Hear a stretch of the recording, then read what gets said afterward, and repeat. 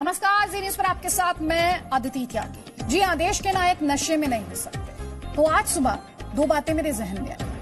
पहली तो ये कि हमें हंसाने वाले नशे में कैसे डूब सकते हैं, और इसके बाद प्रताप सोमवंशी का एक शेर याद आया जिसे आपके सामने पढ़ रही हूं। यूं तो सबके हिस्से में 100 रिश्ते हैं, यूं तो सबके हिस्से में 100 रिश्ते हैं, सोचा भी है कि ज्यादातर क्यों रिश्ते हैं। 100 रिश्ते हैं और क्यों रिश्ते हैं, आप समझ गए होंगे। हमारा आपका सभी का रिश्ता तो है भारती सिंह के साथ, और आज इसी बात का दुख भी है, लेकिन उससे कहीं ज्यादा गुस्सा है। और भारतीय होने के नाते आज शर्म भी आ रही है। नशे के धुएं से निकली हंसी हमें नहीं चाहिए। हम एक युवा देश हैं, हमें नशे में डूबा हुआ हास्य नहीं चाहिए। हमें क्या चाहिए? एक युवा देश को स्वस्थ मनोरंजन चाहिए। अक्सर इस वक्त हम एक सवाल के साथ बहस लेकर आते हैं, लेकिन आज बहस का दिन नहीं, क्योंकि आज इस पर चर्चा होनी चाहिए कि ऐसा क्यों हुआ। क्या इस देश को नकली हीरो चाहिए? क्या नशे में डूबे हीरो के माध्यम से इस देश को बर्बादी देखनी होगी? जो सवाल है जल्दी से आपको बता देती हूं। कॉमेडी के लिए क्या नशा जरूरी है? स्वस्थ मनोरंजन या फिर नशे की कॉमेडी? नकली हीरो के नशे में कहीं देश बर्बाद तो नहीं हो रहा है? क्या नायकों का कोई सामाजिक दायित्व नहीं है? जिन्हें देश करे प्यार, वो नशे से क्यों नहीं करते इनकार? ये वो सवाल जो अगले 40 मिनट में हम उठाएंगे। कई खास मेहमान हमारे साथ हैं। हमारे साथ एक्टर गजेंद्र चौहान जी हैं, हमारे साथ मोनीश भल्ला हैं, पूर्व एनसीबी अधिकारी हैं, पीके जैन जी हैं, पूर्व पुलिस कमिश्नर हैं, हमारे साथ सुनील पाल जी हैं, कॉमेडियन है। सबसे पहले सुनील पाल जी, आप ही के पास बहुत सिंपल सी बात, ये हमारे देश के वो नायक हैं जिनके साथ हमारा, आपका, हर किसी का, जो हमारे दर्शक इस वक्त जी न्यूज को देख रहे हैं, उनका एक गहरा रिश्ता है, लेकिन आज उस रिश्ते को चोट पहुंची है। क्या कॉमेडी करने के लिए नशा जरूरी है? कॉमेडी करने के लिए, दुनिया का कोई भी अच्छा काम करने के लिए, कोई भी काम करने के लिए नशा जरूरी नहीं है, क्योंकि नशा जो है वो किसी भी चीज का हल नहीं है। अगर आप किसी चीज के हल को पाने के लिए नशा करना चाहते हैं तो वो मुसीबत कम नहीं होगी बल्कि और बढ़ेगी, जैसे कि आज भारती की बढ़ी है। भारती को जीरो से हीरो बनते हुए देखा मैंने। वो पहली बार जब मंच पे मंचित हो रही थी लाफ्टर चैलेंज के, तो मैंने उसको इंट्रोड्यूस किया था लाफ्टर 4 में, और वहीं वो उसके परफॉर्मेंस से पता चल गया था कि आगे चल के स्टार बनेगी, सुपरस्टार बनेगी, और वो बनी भी। लेकिन मैं देख रहा हूं कि सब कुछ है उसके पास, सब कुछ मिला उसे, दौलत मिल गई, शोहरत मिल गई, शादी अच्छे घर पे हुई, परिवार भी अच्छा बन गया, फिर क्या जरूरत है ये सब करने की? माना कि इंडस्ट्री में ऐसे 2 कौड़ी के लोग होते हैं जो आपको गलत राय देते हैं कि यार ऐसा करो, वॉइस में बेस चाहिए तो सिगरेट पिया करो, चेहरे पे ग्लो चाहिए तो बियर पिया करो, फला जिम किया करो, एक्सप्रेशन अच्छे के लिए वो अंटा मार दिया करो, उससे एक्सप्रेशन अच्छे आते हैं, नशे में रहा करो, इंटेंस रहा करो। ये सब बोलने वाले बहुत लोग हैं, लेकिन ऐसा कुछ नहीं होता है। सच तो ये है। एक बात बताइए सुनील पाल जी, मेहनत का कोई शॉर्टकट नहीं है। ये कौन से लोग हैं जो इस तरह की सलाह देते हैं, इंडस्ट्री में एग्जिस्ट करते हैं, एक्टर्स को, कलाकारों को गुमराह करते हैं? कौन है? 100 में से 80 बेईमान, फिर भी मेरा देश महान। हर प्रोफेशन में 80% बेईमान लोग हैं जो 20% अच्छे लोगों को काम नहीं करने दे रहे, उन्हें परेशान कर रहे हैं, उन्हें डिग्रेड करने की कोशिश करते हैं, उन्हें बैकवर्ड समझते हैं, उन्हें गांवटी समझते हैं। और इन्हीं 20% जो अच्छे और ईमानदार लोगों की वजह से कम्युनिटी चल रही है, उन 80 बेईमान लोगों की वजह नहीं चल रही है। तो मैं उन लोगों से परेशान हूं जिन लोगों ने भारतीय जैसे सीधी सादी गांव की आई लड़की को इस तरह से, और उसके पूरे परिवार को आज क्या गुजर रही है परिवार पर, क्या गुजर रही कॉमेडी की कम्युनिटी पर। आज जनता जो हम लोगों को शो के लिए बुलाएगी, प्रोग्राम के लिए बुलाएगी, उन पर क्या इंप्रेशन पड़ गया कि भैया सुनील पाल भी शराब पीता होगा, ये रतन नूरा तो ऐसे नहीं करता होगा, पीता होगा, तब जाके इसके मुंह से शराब की एक्टिंग निकलती होगी। केस्टो मुखर्जी इतने बड़े कलाकार थे, इतने बड़े इंसान थे, इतने बड़े एक्टर थे, वो क्या शराब पीते थे? अभी मैंने पेंडेमिक में पूरी फिल्म बना डाली लॉकडाउन टू अनलॉक, उसमें क्या मैंने शराब पिया? देखिए क्या है, आपको परेशानियां हो सकती है तो आप उसको कहीं और अपना ध्यान रखे कर दीजिए। कहीं आप राइटर बन जाइए, कहीं आप गीत लिख लीजिए, कविता लिख लीजिए। बहुत सारे प्रोफेशन, सिर्फ नशा नहीं किसी चीज का घल है। और मैं समझता हूं कि नशा जो है, एक और सवाल जो जहन में आता है, आप जो कह रहे हैं कि उनको, आपने कहा कि उनको गुमराह कर दिया गया। सर, हम यहां पर एक ग्रोन अप की बात कर रहे हैं, हम किसी बच्चे की बात नहीं कर रहे हैं कि गलत रास्ता दिखाया गया, वो गलत रास्ता उसने पकड़ लिया। आपने ये कहा कि इंडस्ट्री में 100 में से 80 लोग बेईमान हैं, वो 20 लोगों को जो ईमानदार है उन्हें काम नहीं करने देते। लेकिन अगर मेरा किसी एक्टर के साथ मुझे नशा हो सकता है, क्योंकि मुझे उस एक्टर की कला का नशा है, मुझे उस एक्टर के हास्य का नशा है, मुझे उस कॉमेडियन के मनोरंजन का नशा है। लेकिन जिसकी काबिलियत का, अदाकारी का, जिसके टैलेंट का मुझे नशा है, क्या वो खुद नशे में चूर हो सकता है? वो अपनी दायित्व से तो नहीं भाग सकता ना सुनील पाल जी, ये कहकर कि मुझे गुमराह कर दिया गया। लेकिन ये चकाचौंध की लाइफ है, यहां पर लोग वैसा बनना चाहते हैं, वैसा दिखना चाहते हैं। आप देखिए सीरियल की जो सीधी सादी बहुएं होती है, पार्टी में चुड़ैल लगती है। वो एक हाथ में शराब का नशा गिलास होता है, एक हाथ में सिगरेट होता है, मुंह में क्या क्या आता है बक देती है, और ना पहनने का सबूर, ना खड़े रहने का सबूर। ऐसे ही आप देखिए पेज 3 का कल्चर है।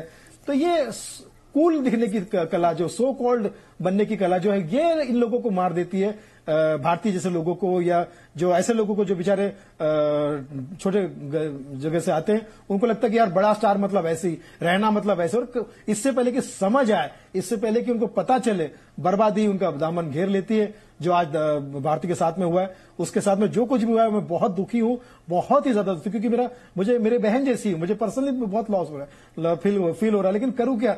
मैं हाथ जोड़ के निवेदन करता हूं तमाम उन कलाकारों से जो बाहर से आते हैं, जो अपनी मेहनत से जगह बनाते हैं, प्लीज गलत लोगों के चक्कर में ना पड़िए। कोई आदमी राजेश खन्ना से बड़ा सुपरस्टार नहीं हो सकता। राजेश खन्ना को भी इन्हीं लोगों ने बर्बाद किया, जो शराब को प्रमोट करते थे, जो नशे को प्रमोट करते थे, जो राजेश खन्ना साहब जैसे कोहिनूर हमारे देश के सुपरस्टार को बर्बाद कर दिया। और जब वो अकेला तन्हा हो गए तो कोई उनके पास नहीं था। सुनील पाल जी, एक स्पष्टीकरण, एक क्लैरिटी हमारे दर्शकों के लिए कि हमारे पैनलिस्ट की राय उनकी निजी राय होती है, हम किसी पैनलिस्ट की राय का समर्थन नहीं करते। इस क्लैरिटी के साथ सुनील पाल जी, मेरा आपसे सवाल यह है सर, क्या कामयाबी का नशा कम पड़ जाता है?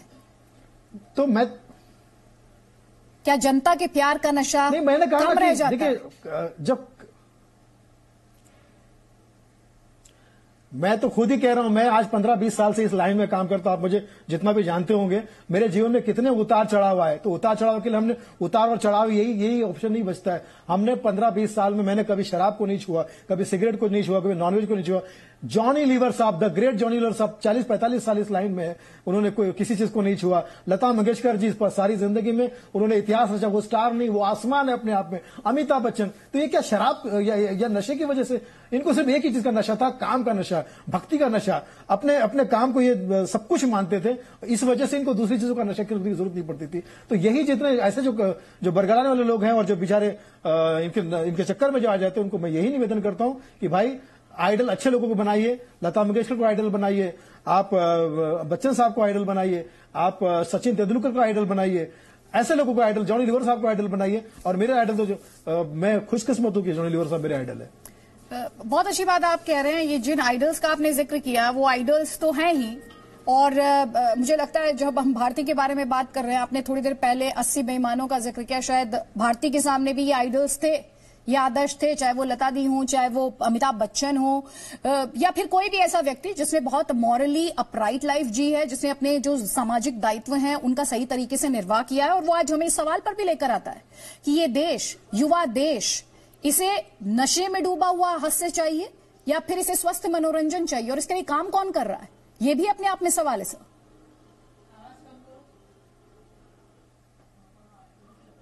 बिल्कुल सवाल है, और मुझे लगता है कि जितना जल्दी हो सके इसके लिए हम लोगों को मिलना चाहिए, आपस में मिलकर डिस्कस करना चाहिए, आपस में मिलकर एक दूसरे का हालचाल पूछना चाहिए कि भैया क्या गलत कदम उठ रहा है तेरा, क्या हो रहा है, क्या सही कर रहे हो, क्या गलत कर रहे हो। तभी ये बात, गेट टुगेदर होना बहुत जरूरी है। ये दूरियां रखकर ये सब चीजें नहीं होता है। बहुत बहुत शुक्रिया सुनील जी, जी न्यूज के लिए आपने वक्त निकाला है। लेकिन देखिए तस्वीरें हम अब लगातार आपको दिखा रहे हैं किस तरह सुशांत सिंह राजपूत की मौत के बाद से ही एनसीबी की तरफ से जो एक्शन लिया गया, जिसमें बॉलीवुड के कई बड़े सितारे, उनसे पूछताछ हुई, और कल भारती सिंह की गिरफ्तारी हुई, उनके पति की गिरफ्तारी हुई, दोनों को जुडिशियल कस्टडी में भेजा गया। इसीलिए आज हम आपसे कह रहे हैं हैशटैग असली देश के नकली हीरो। आप क्या सोचते हैं, आपकी क्या राय है? आपको ये तय करना है कि आपके हीरो कौन होंगे, आपके आदर्श कौन होंगे। बार बार मैं आपसे कह रही हूं कि हिंदुस्तान एक यंग नेशन है, एक युवा देश है। इस युवा देश को क्या चाहिए? गजेंद्र चौहान जी, क्या चाहिए इस देश को? एक असली प्रसिद्धि चाहिए या नशे के धुएं से निकलने वाला हास्य चाहिए? क्योंकि जब मैं आपसे ये सवाल पूछ रही हूं तो हमारी स्क्रीन पर एक नहीं कई सितारों की तस्वीरें आ रही हैं जिनसे पूछताछ हुई, जिनमें सुशांत सिंह राजपूत की मौत के बाद ये पूरा सिलसिला शुरू हुआ एनसीबी की रेड का, पूछताछ का। कल भारती सिंह की गिरफ्तारी भी हुई। अदिति जी, एक बार फिर कलाकार जिंदगी महसूस हो रही। तो कल जो भारती ने किया है उससे कोई उम्मीद नहीं थी। इस तरह से चलती है, गरीबी को तोड़ते हुए चरम सीमा को छूती है और फिर ऐसे काम में आपको इन्वॉल्व करती है, ड्रग्स में इन्वॉल्व। हुक्का और चिंता का विषय है। चिंता का विषय इस देश के युवाओं के लिए है, जिनको युवा करते हैं। बात कहना चाहूंगा, एक कलाकार को दो लाइफ जीनी पड़ती है, एक रियल लाइफ, एक लाइफ। एक सामाजिक दायित्व होता है कलाकार कि जब वो कोई अदा करता है जिससे वो आइडेंटिफाइड होता है। ऑडियो में थोड़ा सा क्लैरिटी नहीं है, उस टेक्निकल ग्लिच को थोड़ा फिक्स कराते हैं सर। मैं आऊंगी आपके पास। हमारे साथ आरजे रौनक है, जिन्हें आप बउआ के नाम से जानते हैं। रौनक, आप तक आवाज पहुंच पा रही है? हालांकि मैं आपको स्क्रीन पर इस वक्त नहीं देख पा रही हूँ। अच्छा चलिए, इस वक्त हमारे साथ नहीं है। हमारे साथ इस वक्त मोनीश भल्ला जी हैं, फॉर्मर एनसीबी ऑफिसर हैं, और पीके जैन जी हैं, फॉर्मर मुंबई पुलिस कमिश्नर हैं। पीके जैन जी, कल से जब से ये खबर आई है सर, और बीते दिनों में भी एक सवाल जो बार बार जहन में आया है, नशे का इस तरह से बॉलीवुड में सेवन किया जाता है। सर आप मुझे दुरुस्त कर दीजिएगा, लेकिन जो मैंने सुना और देखा है अपनी लिमिटेड नॉलेज में, कहा जाता है मुंबई में बच्चा बच्चा ये बात जानता है कि बॉलीवुड में ऐसा होता है। जो एक्शन हम एनसीबी द्वारा देख रहे हैं सर, क्या उसकी भनक मुंबई पुलिस को नहीं थी सर?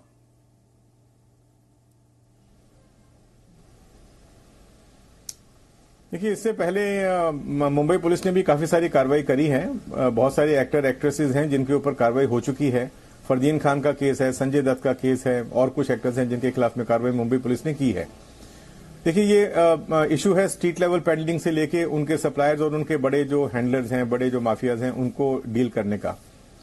कुछ केसेस हुए हैं जो क्वालिटी केसेस हैं, जिसमें हजारों किलो मैंड्रेक्स या एफिड्रिन की गोलियां मिली। कुछ केसेस ऐसे हैं जिसमें मीडियम लेवल के कैचेज हुए।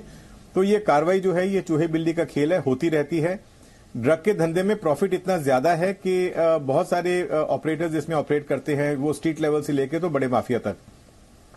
और आमतौर पे ये देखा गया है कि जब स्ट्रीट लेवल प्लेयर्स पकड़े जाते हैं तो अपने जो उनके जो हैंडलर्स हैं, जिनको जहां से उनको सप्लाई मिलती है, उनका नाम नहीं बताते। उसके दो कारण हैं।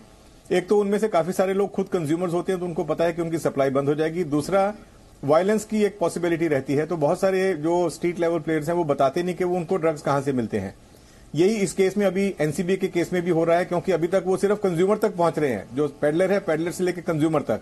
बहुत सारे सिने कलाकारों से पूछताछ हुई, लेकिन पीछे की तरफ नहीं गए अभी तक। पीछे की तरफ यानी कि जो उनके जो पेडलर के सप्लायर्स हैं और उनको सप्लाई करने वाला जो बड़ा माफिया है, उनके पीछे अभी तक कोई भी एक भी केस आप देख लीजिए पिछले 4.5 महीने में नहीं आया। तो ये एक बहुत मुश्किल काम है। लोग लगे रहते हैं इंटेलिजेंस निकालने में। कई बार अच्छी इंफॉर्मेशन मिलती है तो बहुत क्वालिटी केसेस होते भी हैं, लेकिन ये पकड़ना इस चीज को और इस चीज की तह में पहुंचना बहुत मुश्किल काम है। 4.5 महीने में अभी तक देखिए एनसीबी ने बहुत सारे कलाकारों को एग्जामिन किया, लेकिन केस अभी तक सिर्फ 2 पे ही बना, या अभी हर्ष को पकड़ लीजिए 3 के ऊपर बना। तो ये दिक्कतें आती हैं इन्वेस्टिगेटिंग ऑफिसर्स के सामने। और एनडीपीएस कायदा इतना टाइट कायदा है कि टोटल 25 स्टेप हैं। अगर उसमें से कहीं एक भी स्टेप आपने खो दिया तो पूरे केस का सत्यानाश हो जाता है। इसलिए बहुत सावधानी के साथ अच्छी तरह से इंफॉर्मेशन वर्कआउट करके केसेस बनाने पड़ते हैं, जिसमें कहीं ना कहीं या तो कुछ लोग कॉम्प्रोमाइज हो जाते हैं या फिर उनको ढंग से इंफॉर्मेशन नहीं मिलती तो केसेस नहीं बन पाते। ये सच्चाई है। मुंबई पुलिस में एक एंटी नार्कोटिक सेल नाम का सेल है, जिनकी जवाबदारी है कि वो अच्छे क्वालिटी केसेस बनाए। लेकिन एंटी नार्कोटिक सेल भी जब कार्रवाई करने निकलता है तो उनको लोकल पुलिस की मदद लेनी पड़ती है। और फिर बहुत सारे नाइजीरियन हैं, फॉरेनर्स हैं इस धंधे में जो घुसे हुए हैं, और कुछ ऐसे सप्लायर्स हैं बॉलीवुड के जिनका नाम मालूम है, लेकिन जब तक वो कैच के साथ में ना पकड़े जाएं तब तक वो कार्रवाई पूरी नहीं होती। अब इस केस में भी इनके यहां से 85 ग्राम 86 ग्राम गांजा मिला, उसके ऊपर कार्रवाई हुई। अब इतने दिन कार्रवाई होने के बाद भी ये मगरूरी है कि मेरे ऊपर कार्रवाई नहीं होगी करके घर में 86 ग्राम गांजा मिला। अदरवाइज आप देख लीजिए बाकी के जितने कलाकार थे वो सिर्फ चैट्स के आधार पे उनको पूछताछ के लिए बुलाया गया, लेकिन आगे कार्रवाई कुछ हो नहीं पाई। ये थोड़ी सी दिक्कतें आती है इन्वेस्टिगेटिंग ऑफिसर के सामने।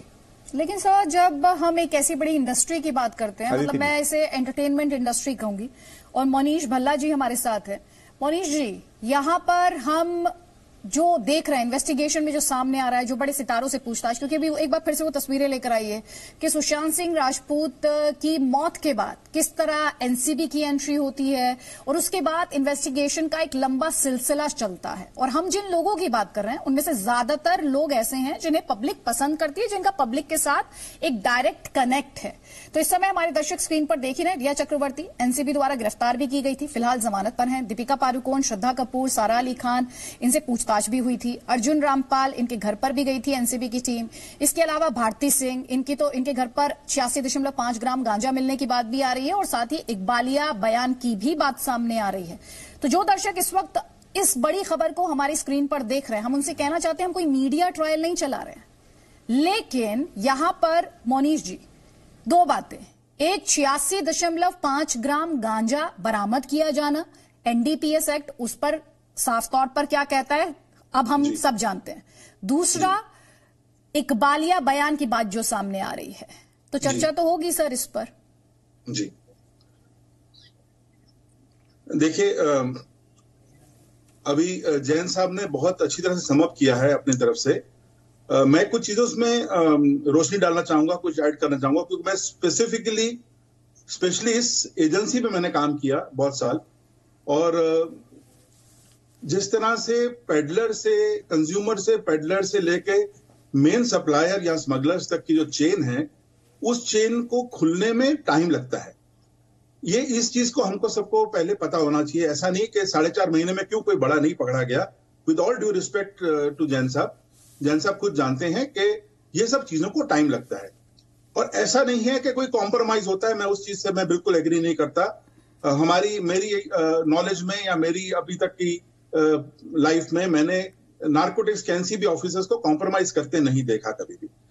इसको टाइम इसलिए लगता है क्योंकि ये एक से बढ़कर एक के अंदर एक तार खुलती जाती है, और जो जैसे जैसे जब आप बड़ी तार पर जाते हो, वो इतने ज्यादा प्रिकॉशंस लेते हैं और उनको इतनी ज्यादा नॉलेज होती है सब चीजों की। उनके पास बैटरी ऑफ एडवोकेट्स होते हैं जो उनको बताते हैं कि कैसे अपने आप को बचाया जाता है। इसलिए वो तार पूरे तरह जल्दी पहुंच नहीं पाते, पर ऐसा नहीं है कि नहीं होता। हमने टनों टन ड्रग्स पकड़े हैं, और इसको कई बार तो ऐसा हुआ है कि एक एक केस को मुझे 6-6 महीने लगे एक केस को सॉल्व करने में, पर जब अल्टीमेटली केस सॉल्व होता है तो इतनी बड़ी मात्रा पकड़ी जाती है कि लोग हैरान हो जाते हैं।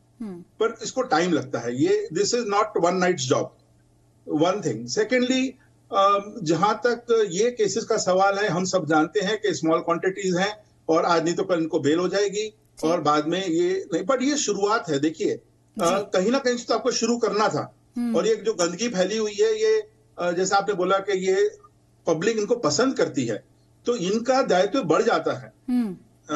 दे are not ordinary people, people love them and people follow them. तो ये जिनको लोग फॉलो करते हैं, आज की जनरेशन फॉलो करती है, अगर वो ऐसी चीज में पाए जाते हैं तो उनको एक्सपोज करना बहुत जरूरी है मेरे ख्याल से, और जो भी एनसीबी कर रही है वो बहुत सही कर रही है। जी, हमारे साथ गजेंद्र चौहान जी भी हैं। गजेंद्र जी, ये कहा जाता है कि हम जो होते हैं वही बनाते हैं, तो हम तो नशा करने वाले लोग नहीं हैं, हम तो एक युवा देश हैं, तो ऐसे लोग तो हमारा हीरो नहीं हो सकते। बिल्कुल नहीं हो सकता। मैंने तो पहले भी कहा कि एक कलाकार को रियल लाइफ और रियल लाइफ दोनों जीनी पड़ती है। रियल लाइफ में जब आप कोई ऐसा किरदार कर जाते हैं जिसको लोग याद करते हैं, या आपके फैन बन जाते हैं, आपको चाहने लगते हैं, तो आपका सामाजिक दायित्व जो है वो बढ़ जाता है। आपकी कर्तव्य बढ़ जाता है कि आप जो है अपने आप को रियल लाइफ में भी उसी तरह पेश आए। इसका मतलब ये नहीं कि आप ये गलत कामों में अपने इन्वॉल्व करें। भारती का मामला लेके बहुत दुख हुआ, चिंता भी हुई। चिंता इसलिए हुई कि देश के युवाओं जो है उसे बहुत चाहते हैं, बहुत प्यार करते थे। एक बहुत छोटी जगह से उठ के एक कलाकार का मुकाम हासिल करना ये बहुत मुश्किल काम है, और मुझे लगता है ये जैसे आप सुनील पाल जी कह रहे थे कि उनको किसी ने फंसा दिया, या ये इंडिविजुअल सोच है, ये एक मैच्योर्ड आर्टिस्ट है, वो कोई उसको फंसा नहीं सकता। ये आपकी अपनी चॉइस थी। मैं आपको एक बात कहना चाहूंगा यहाँ पे कि आजकल फिल्म इंडस्ट्री में, मुझे 40 साल हो गए, पिछले कुछ दिनों से देख रहा हूँ कि एक चलन नया चल पड़ा है ड्रग्स का। अगर आप उनके साथ उठते बैठते हैं, इतना सुनने में आ रहा है कि आप उसके पार्टी बनिए। इसीलिए हम लोग, हमारे जैसे कलाकार बहुत सारे प्रोजेक्ट से बाहर हो गए हैं, हमें काम मिलना कम हो गया है। क्योंकि हम लोग उसका हिस्सा नहीं कर पाते। और ये जो ग्रुपिज्म शुरू हुआ है ये कला के लिए बहुत डेंजरस है। ऐसे ऐसे अच्छे कलाकारों को अवॉइड करती। थोड़ा सा आपको रोक रही हूँ सर, आप कह रहे हैं ग्रुपिज्म, सर किस तरह का ग्रुपिज्म आप बात कर रहे हैं? सुनील पाल जी भी थोड़ी देर पहले जब बोल रहे थे तो मैंने उनसे वही बात की कि एक आदर्श अगर मुझे जनता मानती है तो मुझसे एक तरह के आदर्श व्यवहार की अपेक्षा देश की जनता करती है और उस अपेक्षा पर खरे उतरना मेरा दायित्व होता है। तो जब आप कह रहे हैं, आप भी कह रहे हैं कि इंडस्ट्री में ऐसे लोग हैं, कुछ ऐसी बात अभी थोड़ी देर पहले सुनील पाल भी कर रहे थे, ये कौन लोग हैं मैं समझना चाहती हूँ। और ये हम सर जो बात आप अब कर रहे हैं ये बातें हम अदरवाइज क्यों नहीं सुनते? अदरवाइज इस तरह के लोगों को एक्सपोज कोई क्यों नहीं करता? नहीं, ये बंद कमरे में होती है, ये पार्टीज होती है। देखिए मैं आपको बताऊं, मुझे 40 साल हो गए, पहले पार्टीज हुआ करती थी शराब की, लोग शराब पी के खाना खा के एंजॉय करते थे और पार्टी खत्म हो जाती थी। उसी शराब को रिप्लेस कर दिया इन ड्रग्स ने। जो लोग उसका पार्टी का हिस्सा बनेंगे उनको काम मिलेगा, वरना बाकी लोगों को काम नहीं मिलेगा। ये यहाँ की सच्चाई है एक्चुअली। इसलिए आप देखिए चंद आर्टिस्ट बार बार रिपीट होते हैं हर प्रोजेक्ट में, उनको बाकी दूसरों को अवॉइड किया जाता है। अगर आप उस पार्टी का हिस्सा हैं, आप उनके साथ उठते बैठते हैं, ये मैं फिर कह रहा हूं आपसे, ये दोस्ती से शुरू होता है और फिर जो है ये ड्रग्स जो है आपके शरीर का हिस्सा बन जाती है। फिर आपको वो अपने चक्रव्यूह में ले लेती है दवा और फिर आपको मजबूर करने लगती है, आपके शरीर की डिमांड हो जाती है वो ड्रग्स, जिसके चक्रव्यूह में आके ये लोग फंसते हैं। भारती के साथ भी मुझे लगता है ऐसा ही कुछ हुआ है। वो कहीं ना कहीं पार्टीज में इन्वॉल्व हुई और उसने ये लेना शुरू किया और अब जो है उसकी मजबूरी बन गई है। ये मजबूरी बन जाती है आपके शरीर की, जिस तरह से कहते हैं ना कि आदत पड़ जाती है। आपने थोड़े दिनों पहले सुना होगा ब्राउन शुगर नाम की चीज आई थी जो बहुत लोग उसका इस्तेमाल करने लगे थे। उसी तरह से नारकोटिक्स की जितनी चीजें हैं जब ये पार्टियों में अवेलेबल होने लगती हैं तो आपको आदत पड़ जाती है उस चीज की, और जब आदत पड़ जाती है तो फिर आपके वो दिनचर्या का एक हिस्सा हो जाती है, आपको जरूरत पड़ने लगती है उस चीज की। तो मैं ये कह रहा हूं कि जो पुरानी पार्टी थी उसका रिप्लेसमेंट जो है इन चीजों से आज हो गया है, जिसकी वजह से बहुत सारे अच्छे कलाकारों को काम भी नहीं मिल पा रहा है क्योंकि वो उन पार्टी का हिस्सा नहीं बना। गजेंद्र जी, आप जो बातें यहाँ पर कर रहे हैं सर उसमें दो बातें हैं। एक तो ऐसा लग रहा है कि भारती सिंह खुद एक विक्टिम है, जबकि एट द सेम टाइम एक आइकन होने के नाते, एक आदर्श होने के नाते वो अपनी दायित्व से मुंह नहीं मोड़ सकती हैं। दूसरी तरफ आप एक ग्रुपिज्म का जिक्र कर रहे हैं जिसे लेकर बीते 4.5 महीने में 5 महीने में बहुत ज्यादा डिस्कशन भी हुआ है। मेरे सहयोगी अमित राम से स्क्रीन पर दिखाई दे रहे हैं, अमित का रुख करते हैं। अमित, हम यहाँ पर बॉलीवुड और टीवी नहीं कहूंगी, मैं कहूंगी एंटरटेनमेंट इंडस्ट्री, क्या ये कॉमन नॉलेज नहीं है कि इस तरह से ड्रग्स का सेवन होता है? आज सबके जहन में, आज सुबह से ही मैं जो हमारे दर्शक हैं उनके ट्वीट्स पढ़ रही हूं, उनका जो फीडबैक आ रहा है वो पढ़ रही हूं, उनके कमेंट्स पढ़ रही हूं, सब सिर्फ एक सवाल पूछ रहे हैं, क्या भारती सिंह से तो शुरुआत हो रही है, अभी बहुत सारे सितारे इसके तहत पकड़े जाएंगे, उन पर कार्रवाई होगी? जी बिल्कुल। सबसे पहले तो हमने देखा कुछ महीनों से सुशांत सिंह राजपूत की डेथ के बाद में हमें काफी बॉलीवुड के कई सितारों के बड़े बड़े नाम आए, एक्ट्रेसेस के नाम आए, एक्टर अर्जुन रामपाल का नाम आया। उसके बाद में जैसे जैसे ये ड्रग पेडलर्स पकड़े जा रहे हैं तो इन ड्रग पेडलर्स की वजह से ये पता चल रहा है कि ये सारा का सारा जो ड्रग रैकेट है, किस तरह से बॉलीवुड में भी पार्टियां होती है और ये ड्रग किस तरह से सप्लाई किया जाता है। कि पहले बॉलीवुड में किस तरह से ड्रग सप्लाई किया जाता है, लेकिन अब जो है भारती के बाद में जैसे कि देखा जा रहा है कि भारती का नाम आया है तो और उनके हस्बैंड का नाम आया, तो जरूर बॉलीवुड के बाद में टेलीविजन एक बहुत बड़ी इंडस्ट्री है, तो यहाँ पर भी देखना होगा कि भारती के बाद में और कैसे और कौन से ये टेलीविजन के प्रोड्यूसर्स है, टेलीविजन के एक्टर्स है, एक्ट्रेसेस है जो ड्रग्स का सेवन करते हैं। क्योंकि टेलीविजन बॉलीवुड की तरह एक बहुत बड़ी इंडस्ट्री है, तो बॉलीवुड के बाद में बिल्कुल टेलीविजन भी एक ऐसी इंडस्ट्री जिसमें कई लोगों के और भी नाम आना बाकी है, और इन ड्रग पेडलर्स के एनसीबी के जैसे के इनके जैसे शिकंजे में ये ड्रग पेडलर्स आ रहे हैं, और ये ड्रग पेडलर्स बिल्कुल एक एक करके सारे के सारे नाम ये इन टेलीविजन के कलाकारों के नाम भी बिल्कुल आएंगे भारती के बाद में, और भी ऐसे कई नाम हैं जो आगे आने वाले हैं, और हमें आगे जाकर देखेंगे कि और भी ऐसे कई टेलीविजन के सितारों के नाम भी आएंगे कि जिस तरह से बॉलीवुड के सितारों के नाम आए थे। पीके जैन जी, यहाँ पर जब मैं आपसे ये डिस्कशन कर रही हूँ, मैं चाहूंगी अपने दर्शकों को वो हम इंफॉर्मेशन दें जो हम बता रहे हैं कि क्या कौन सा सब्सटेंस, कम मात्रा जो है उसकी क्वांटिटी कितनी है, जब उसको व्यावसायिक माना जाता है, ज्यादा मात्रा है तब वो क्या है। प्लीज वो सारी इंफॉर्मेशन आप स्क्रीन पर लेकर आए ताकि दर्शकों को इस पूरी खबर को समझने में सुविधा हो, आसानी हो और उन्हें समझ आ सके कि आज ये चर्चा हम लेकर क्यों आए हैं। पीके जैन जी, सवाल वही है सर, हम जानते हैं यहां पर किस तरह से आदर्शों की बात की जा रही है। हम किसी नॉर्मल पर्सन के ड्रग कंज्यूम करने की बात नहीं कर रहे हैं, हम आइकॉन्स के ड्रग कंज्यूम करने की बात कर रहे हैं। और उसी से जुड़ा हुआ मेरा सवाल भी है सर, बार बार वही सवाल घूम फिर कर आ रहा है कि किसी भी देश की सुरक्षा तो सेना करती है, लेकिन उस राष्ट्र की असली सुरक्षा और असली राष्ट्र निर्माण तो नागरिक करते हैं। नागरिक करते हैं अगर वो आध्यात्मिक तौर पर बलवान होते हैं, नागरिक करते हैं अगर वो मानसिक तौर पर मजबूत होते हैं। एक स्वस्थ समाज मतलब सिर्फ स्वास्थ्य और हाइजीन से नहीं है, लेकिन यहां पर जो समाज हम सामने आता हुआ देख रहे हैं या जो आदर्श हम देख रहे हैं वो तो एक्सपोज हो रहे हैं सर। ये बिल्कुल सही कहा आपने। अभी थोड़ी देर पहले गजेंद्र जी ने जो बात आपको बताई वो बिल्कुल सही है कि जो सही तरीके से बिहेव करने वाले मॉरलिस्टिक कैरेक्टर्स हैं वो धीरे धीरे उस पर्टिकुलर एरिया से बाहर हो जाते हैं। ये चीज जो है सिर्फ फिल्म वर्ल्ड पे लागू नहीं होती, ये और बहुत सारी फील्ड्स पे भी लागू होती है। आप देखेंगे अभी ओटीटी प्लेटफॉर्म एक नया आया है जिसको अभी गवर्नमेंट ऑफ इंडिया ने कंट्रोल करने की कोशिश की है, उसको भी I&B मिनिस्ट्री के अंदर लाए हैं। आप उसका कोई भी शो उठा लीजिए, अगर उसको आप पोर्नोग्राफिक या सॉफ्ट पोर्नोग्राफिक या उसमें इस तरह की भद्दी गालियां नहीं देखेंगे तो वो शो सक्सेसफुल ही नहीं होता। आप किसी भी एक भी प्रोड्यूसर का नाम बता दीजिए, एक भी कुछ इस तरह का शो बता दीजिए जो ओटीटी प्लेटफॉर्म पे आया है जिसमें फिल्थ, जिसमें अब्यूजेस, जिसमें सेक्स ना दिखाया गया हो, सेक्स न्यूडिटी वगैरह आपको सब जगह पे मिल जाएगी।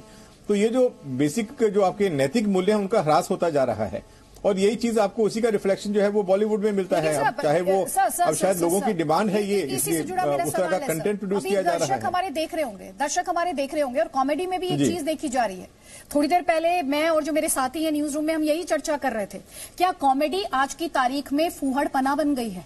क्या कॉमेडी जो एक मर्यादा है उसे भी लांघ रही है? कई कॉमेडी मैंने देखा है, कई कॉमेडियंस के ऐसे उनके एक्ट्स हैं जिन्हें देखने के बाद आपको लगता है क्या मैं इसे अपने घर में जो छोटे बच्चे हैं उनके साथ बैठ के देख सकती हूँ, क्या मैं अपने पूरे परिवार के साथ इसे बैठ के देख सकती हूँ। लेकिन जो आपने सवाल उठाया नैतिक मूल्यों के पतन को लेकर, मुझे बताया गया सुनील पाल जी भी हमारे साथ जुड़ गए, उस सवाल के साथ मैं आऊंगी आपके पास। लेकिन पीके जैन जी, अभी जब हम बात कर रहे हैं ऐसा लग रहा है कि समाज के नैतिक मूल्य नीचे जा रहे हैं, इसलिए आदर्शों के भी नैतिक मूल्य नीचे जा रहे हैं। इसीलिए जो स्क्रीन है या जो एंटरटेनमेंट है वो भी नीचे जा रहा है। लेकिन क्या एंटरटेनमेंट की या मीडिया की या फिर बात करनी चाहिए जिनके पास इस बात की जिम्मेदारी है विजुअल मीडियम की, क्या उनकी ये जिम्मेदारी नहीं है कि उन मूल्यों को ऊपर रखा जाए, उन मूल्यों पर बात की जाए? जैसा कि आज हम जी न्यूज पर ये कोशिश कर रहे हैं और हम ये पहला मौका नहीं है जब हमने देश के सामने सवाल उठाया हो कि आपके असली हीरो कौन है, आपके असली नायक कौन है। बिल्कुल जिम्मेदारी है, जो उसमें काम इस तरह के सीरियल्स को जो बनाते हैं उनकी जिम्मेदारी है, जो एक्टर्स को या कलाकारों को उसमें लेते हैं उनकी जिम्मेदारी है, कलाकारों की खुद की जिम्मेदारी है। और मुझे लगता है कि लोगों की भी जिम्मेदारी है कि इस तरह के सीरियल्स को नकारा जाए जहां पे इस तरह का जो जिनका नैतिक अधिपतन हो चुका है ऐसे लोगों को वो रिजेक्ट करें। जब तक लोग रिजेक्ट नहीं करेंगे, अपनी नापसंद जाहिर नहीं करेंगे, तो मुझे लगता है कि इस तरह की चीजें ना तो बननी बंद होंगी ना एग्जिबिट होनी बंद होंगी।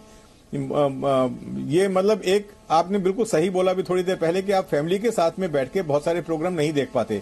आप किसी स्टैंड अप कॉमेडियन, बहुत कम स्टैंड अप कॉमेडियन ऐसे हैं जिनकी कॉमेडी को आप पूरी फैमिली के साथ में बैठ के देख सकते हैं।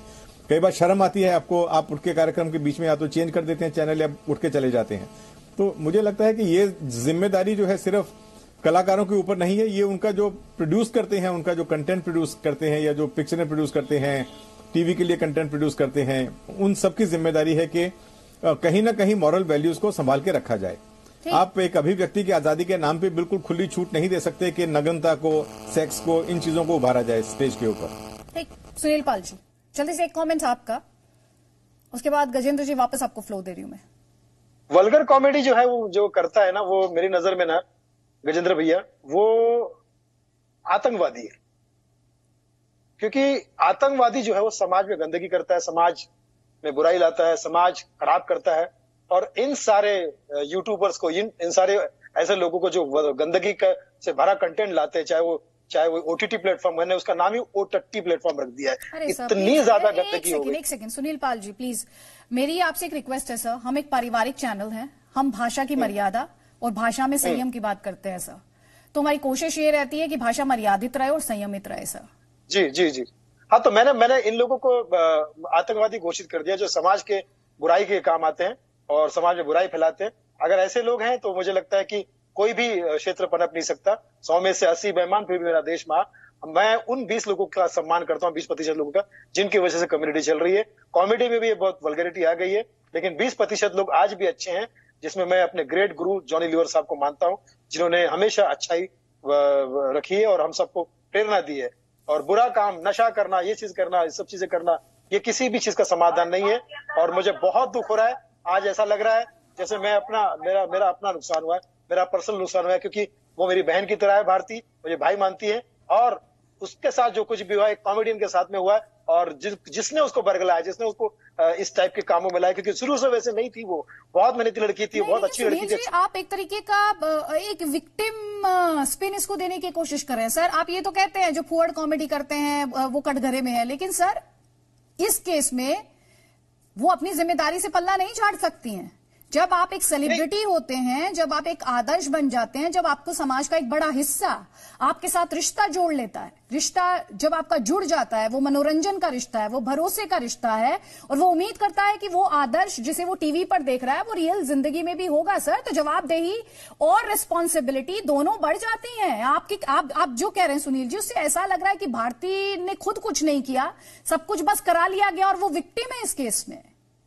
नहीं, मैं तो कह रहा हूँ ना कि उसकी गलती है, मैं उसका फेवर नहीं कर रहा हूँ। 15-20 साल से मैं भी इस लाइन में हूँ, 20 साल से मैंने बहुत उतार चढ़ाव देखे, लेकिन मैं कभी नशे का आदी नहीं हुआ। अभी सर कह रहे थे कि ऐसा कोई स्टैंड अप कॉमेडियन नहीं है जिसकी कॉमेडी परिवार के साथ बैठ के देखते। आप सुनिए राजीव श्रीवास्तव को सुनिए, आप सुनील पाल को सुनिए, आप जॉनी लीवर साहब को सुनिए, बहुत अच्छे लोग हैं सर, बहुत अच्छे लोग हैं, लेकिन क्या करे, मतलब झूठे का मुंह काला, सच्चे का मुंह काला, झूठे का बोलबाला, ये जो है ना कहावत, ये सामने आ रही है। इतने दो कौड़ी के लोग को ये ओटीटी प्लेटफॉर्म वाले प्रमोट कर रहे हैं, उनको इतनी अच्छी अपना जगह दे रहे हैं कि वल्गर करने वाले छाए हुए। अच्छा काम करने वालों को आप प्रमोट कीजिए, अच्छा मौका दीजिए, और देखिए फिर अब जैसे आप आपके चैनल ने हमें मौका दिया बोलने का, हम अपने दिल की बात रख पा रहे हैं, तो ऐसे प्लेटफॉर्म मिलने चाहिए।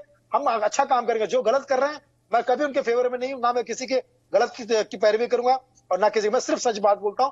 20-25 साल से हमने जो दो दुख झेले हैं, तकलीफ झेली है, लेकिन हम किसी नशे में नहीं गए। मैंने फिल्म लिख डाली लॉकडाउन।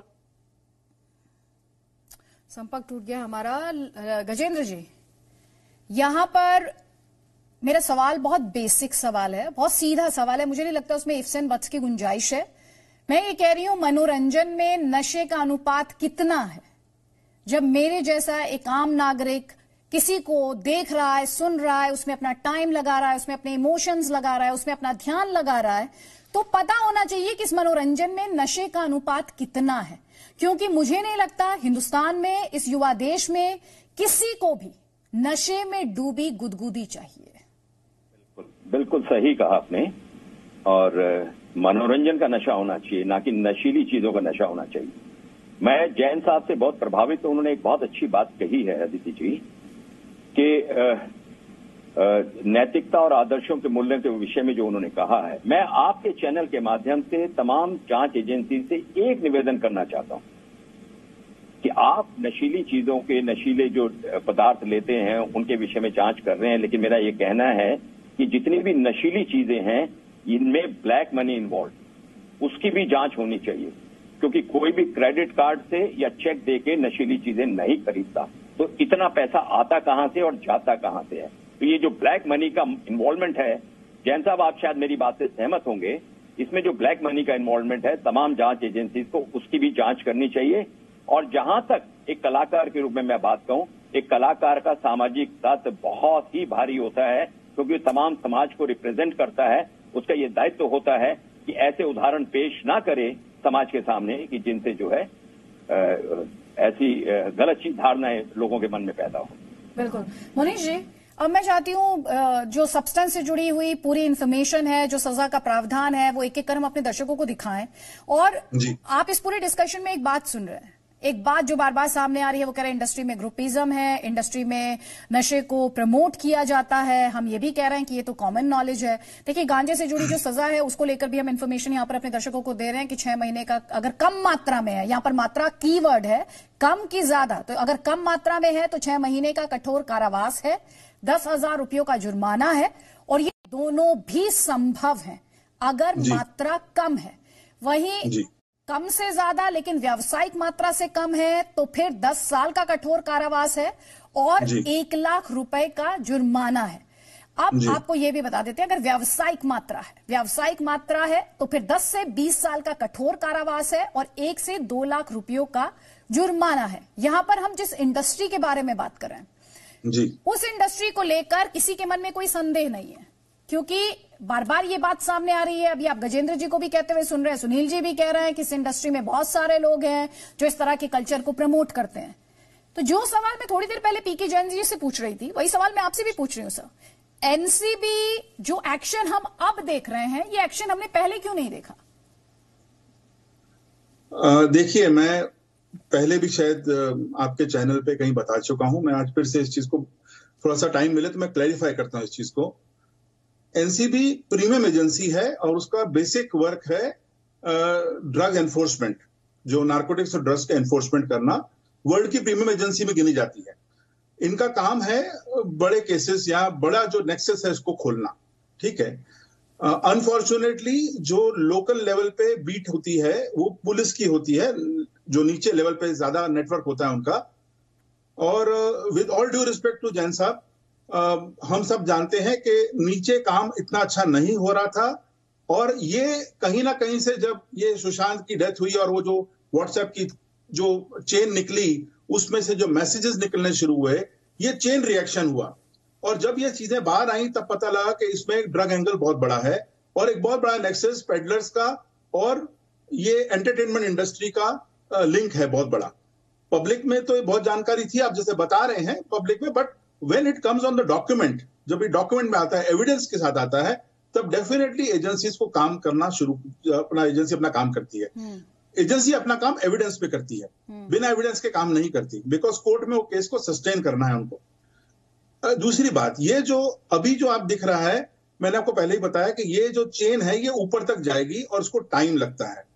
ये एक रात का काम नहीं है, ये 2 महीने का काम नहीं है, 4 महीने का काम नहीं है, कई बार कई साल लग जाते हैं एक आदमी को फॉलो करते करते, जब तक वो सही जगह से पकड़ा नहीं जाता। हमारा खुद का एक्सपीरियंस है, कभी कभी एक केस को 6 महीने से साल 2 साल लगते हैं, पर जब केस होता है तो बहुत बड़ा केस बनता है।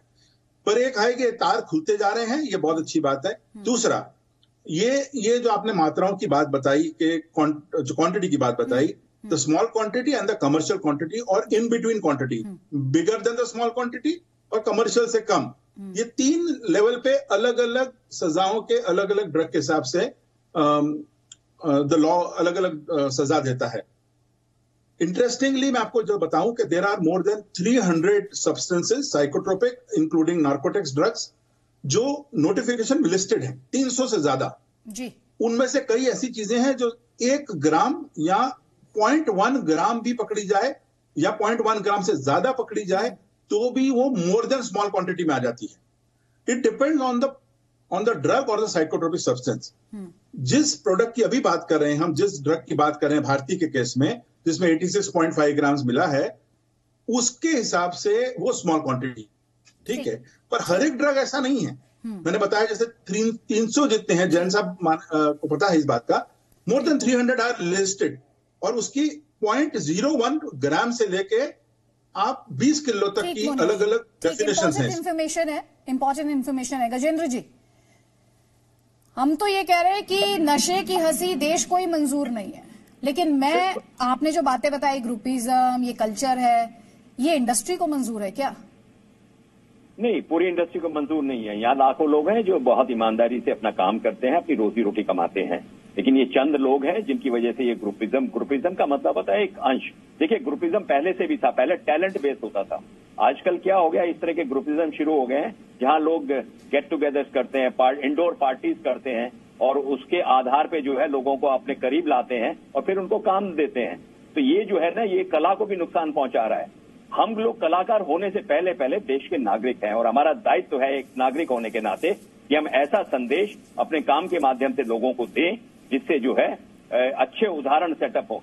अब ये जो देखिए जुर्म होता है, वो क्वांटिटी छोटी हो बड़ी हो वो कानून तय करेगा कि किसको क्या सजा होनी है, लेकिन हम कोई भी जुर्म अगर करते हैं तो हम मुजरिम कहलाते हैं। हम सजा के अधिकारी हैं और सजा तो ये होती है कि कलाकार के लिए जनता उसको अगर बॉयकॉट कर देगी तो उसको सजा सबसे पहले दे देगी, उसके बाद कानून अपने जो काम करेगा। तो मुझे ऐसा लगता है कि भारती को सबसे बड़ी सजा जो है उसके फैंस ने दे दी है कि उसको बॉयकॉट करना शुरू कर दिया है। तो ये बड़ा दुख की बात है कि एक आदमी अपना मुकाम हासिल करता है और उसके बाद इस जिंदगी में इस मुकाम पे पहुंच जाता है जहां लोग आपको बॉयकॉट करना शुरू कर देते हैं। तो ये कलाकार के लिए बहुत बड़े ही दुख की बात है। और इस डिस्कशन को मुझे यहीं पर क्लोज करना है और मैं सवाल अपने दर्शकों के साथ ही छोड़ देती हूं कि देश को तय करना है, देश को तय करना है उसे रियल हीरोज चाहिए या रील हीरोज चाहिए, उसे असली हीरो चाहिए या उसे नकली हीरो चाहिए। फैसला आपका है, समाज के तौर पर भी आपका फैसला है। जो रिश्ता आप इन स्टार्स को टीवी पर देखकर बनाते हैं, इन्हें टाइम देते हैं, इन्हें सराहते हैं, इन पर प्यार बरसाते हैं, फैसला आप ही को करना है। और इसी बीच एक बड़ी खबर, जम्मू के सांबा सेक्टर में 150 मीटर लंबी सुरंग मिली है। सांबा सेक्टर में रीगाल बॉर्डर पोस्ट के पास ये सुरंग मिली है।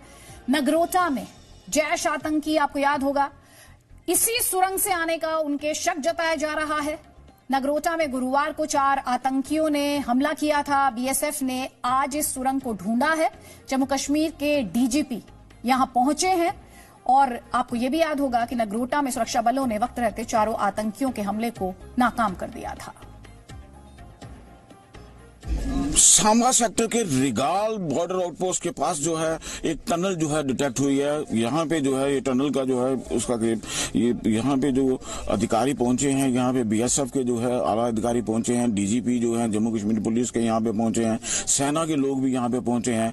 आज बाद दोपहर को यहाँ पे इस इलाके में, क्योंकि ये जो सामने का इलाका आप देख रहे हैं, इस इलाके में जो है टनल जो है वो डिटेक्ट हुई है बिल्कुल बॉर्डर के नजदीक इंडियन साइड से। उसका अभी तक जो है आधिकारिक तौर पर जो है अधिकारियों ने इसको नहीं बताया कि किस किस्म की टनल थी, लेकिन तुरंत उसके बाद जो है हलचल यहाँ पे काफी तेज हो गई। आप देख सकते हैं यहाँ पे सारे लोगों ने जो है इस पूरे इलाके को जो है वो घेर के रखा हुआ है। यहाँ पे पूरा इलाका जो है कार्डन किया गया है और अभी जो अधिकारी उस इलाके में आगे गए हैं। हालांकि यही जो सूचनाएं मिल रही हैं, जो सूत्र हैं, उनका ये कहना है कि यहाँ पे टनल है और उस टनल के जरिए ही शायद जो मिलिटेंट 4 जैश ए मोहम्मद के मिलिटेंट जो कि नगरोटा में मार गिराए थे, शायद ये टनल के जो है उस पार से ही वो उस टनल के जरिए ही ये क्रॉस की है। हालांकि पिछली बार भी बीएसएफ अधिकारियों ने ये कहा था कि इस इलाके में चूंकि पाकिस्तान की तरफ से काफी बुशिस हैं और पाकिस्तान जो है लगातार पाकिस्तानी रेंजर्स, पाकिस्तानी सेना जो है उसको जो है फेलिसिटेट करती है मिलिटेंट्स को यहाँ टनल बनाने के लिए। और जाहिर सी बात है जैश ए मोहम्मद और दूसरे मिलिटेंट्स आउटफुट जो हैं वो सारे के सारे जो है यहाँ पे जो है बॉर्डर आउटपोस्ट के पास जो है वो रहते हैं। यानी कि बॉर्डर का इस तरीके से जो है ये सीधी लाइन नहीं है, इसी तरीके से जिगजाग इलाका है कि वहां पे टनल निकालना जो है आसान हो जाता है। और पाकिस्तान की तरफ से जो टनल वाली साजिश या ड्रोन की साजिश इस इलाके में भी 2 दिन लगातार से ड्रोन ट्रैकिंग करने के लिए यहाँ पे आता रहा है। और उसके साथ साथ जो है पाकिस्तान अब चूंकि घुसपैठ के लिए उसको डेस्परेट हो चुका है घुसपैठ करवाने के लिए, इसलिए वो फेंसिंग के नीचे से टनल निकाल के जो है पाकिस्तान की तरफ से ये साजिशें जो है वो की जा रही हैं। कैमरामैन माने के साथ राजू केरनी, जी मीडिया, सांबा सेक्टर। और आपको याद होगा लगातार ये खबरें आ रही हैं कि करीब 250 आतंकी हैं जिन्हें भारतीय सीमा में घुसाने की कोशिश लगातार पाकिस्तान द्वारा की जा रही है। सर्दियां दूर नहीं हैं, पाकिस्तान इस वक्त पूरे तरीके से बौखलाया हुआ है, इसलिए सीज फायर वायलेशंस आप देख रहे हैं। और ये नाकाम कोशिश भी पाकिस्तान, नापाक कोशिश पाकिस्तान द्वारा, जिसे नाकाम कर रहे हैं भारतीय सुरक्षा बल। रोजगार समाचार बस थोड़ी देर में। Presenting B News app available on Google Play and App Store. Download it now.